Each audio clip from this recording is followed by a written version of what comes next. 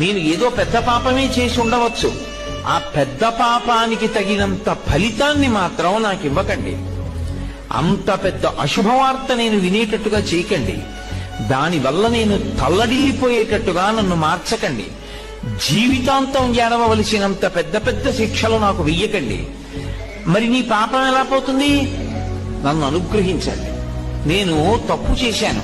ఎందుకు చేశాను? మీరున్నారని తెలియక చేశాను ఒకప్పుడు ఆ పాపం. ఇప్పుడు తెలుసుకున్నాను మీరున్నారని, కాబట్టి నేను చెయ్యను. ఇప్పుడు నేను ప్రయత్నపూర్వకంగా ఏ తప్పు చెయ్యట్లేదు, కానీ అప్పుడు చేశాను. ఈశ్వర, మీరు నన్ను మన్నించి ఆ పాపము యొక్క ఫలితాన్ని ఇచ్చేటప్పుడు బహు తక్కువ చేసి ఇవ్వండి. నేను భరించగలిగేలా ఇవ్వండి తప్ప నేను భరించలేనంత దుఃఖాన్ని నాకు ఇవ్వకండి. ఇది నోటితో అడగక్కర్లేదు.